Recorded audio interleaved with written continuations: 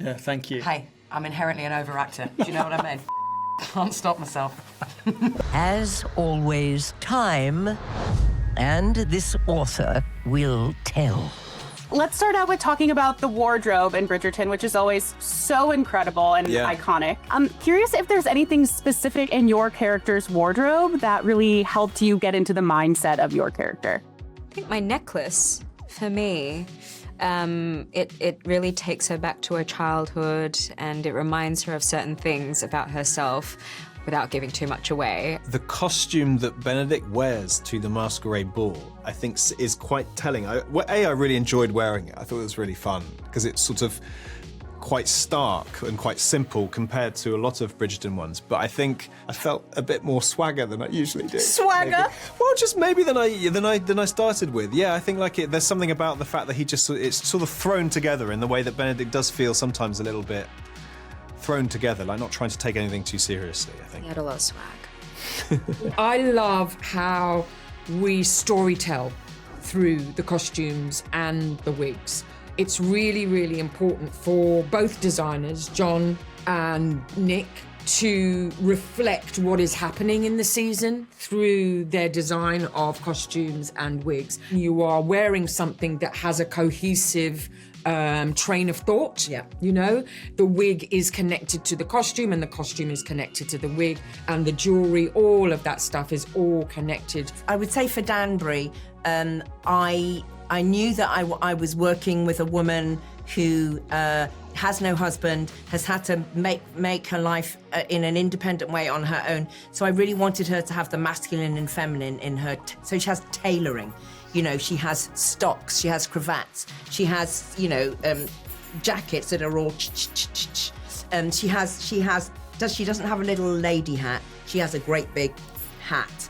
And the cane for me has become more of a swagger stick. If you're in a public-facing thing, it's sort of your armor and your statement and your protection, and you can hide behind the dazzle of this. So I think about her hair and her costumes as very much, Danbury in strategy mode. And then when you see her not in strategy mode, she's a bit more floaty. Her hair's down. She like to have a fag on the go. The feminine, she? She's got so it's like it's sort of softer.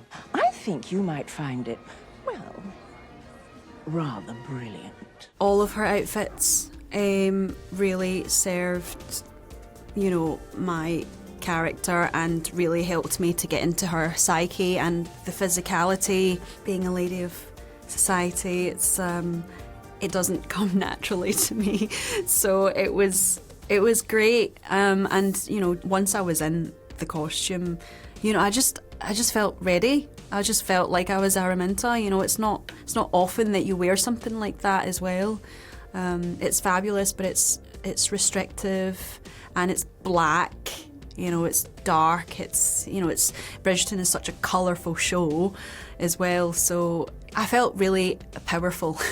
I love my ring from John, and I feel beautiful. Like I did quite a lot with that ring finger before, and now it's like a constant reminder as well. I feel like that really helps me. And if I'm ever wearing gloves, I'm a bit like, my character. Yeah. Fair. Yes. Mine's the long flowing coats that I got to wear in season 3. John and Dougie and his team were trying to find moments in season 4 that I could still wear that, but it didn't feel too much of a throwback to an earlier season of Colin. So sort of modernising these long flowing coats that Colin obviously loves from his travels, but keeping it appropriate to this time and this love story. So yeah, I love that. I really do feel like me, John and George, not that I get involved, like what the hell do I know? But about costume, they know the characters so well. And I honestly do just feel like it does so much the work for me anyway. I agree profoundly with everything you've said, as I have absolutely no idea what you were talking about. Do you have any favorite words or phrases that you've come across while making the show in Bridgerton language? I remember when Ruth couldn't say improper topics of conversation. I do hope the two of you are not encouraging improper topics of conversation. And she kept saying improper topics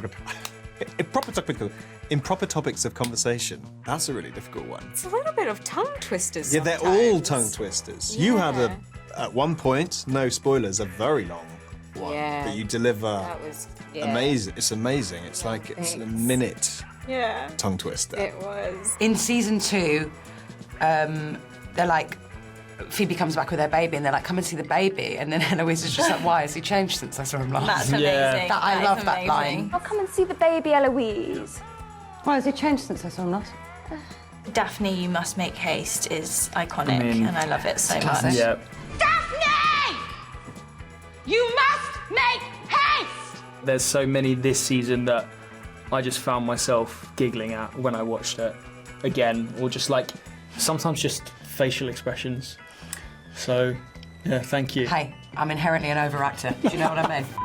Can't stop myself. My brothers tell me I have a habit of being rather direct. So I did hear that you both opted not to ask the previous season leads for advice. Because of that, was there anything surprising maybe that you experienced throughout the process that you maybe weren't prepared for being the leads for the season? It wasn't that I didn't ask for advice. I think I just wasn't ready to ask for what advice that I wanted. But I do think I asked Nicola about like intimacy scenes because that was kind of scaring me a little bit.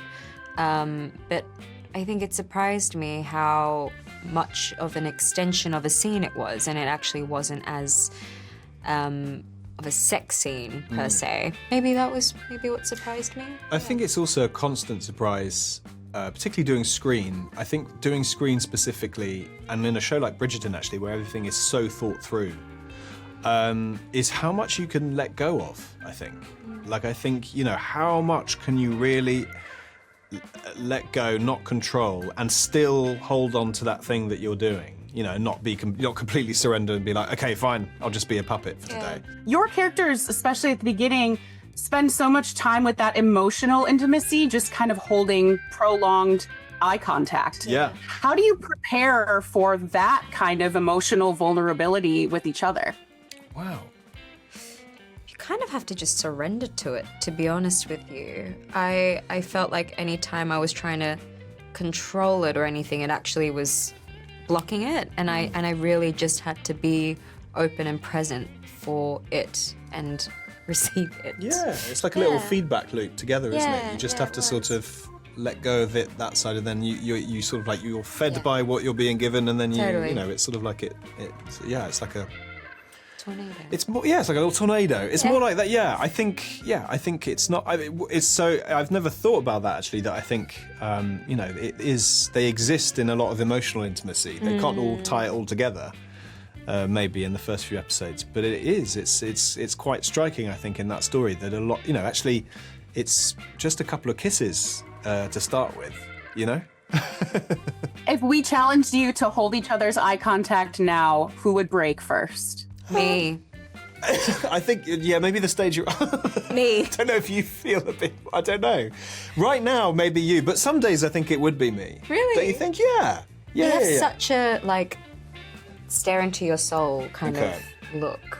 Yeah, but if you did something weird, yeah, exactly, I probably would break. Yeah. Pardon me, young lady. Could I trouble you for the next dance? Did you feel any kind of pressure coming in knowing that you were playing a villain? I just had lots of fun playing someone like Araminta, and she has so much nuance to her that she's not just this kind of one-dimensional villain that we see in, the animation and the classic Cinderella story. It was really important to find the humanity in Araminta and for us to be able to see that on screen as well, and having the opportunity as an actor to play both those facets was such a privilege. She's just very unapologetic and brilliant, and I find her personally quite inspiring.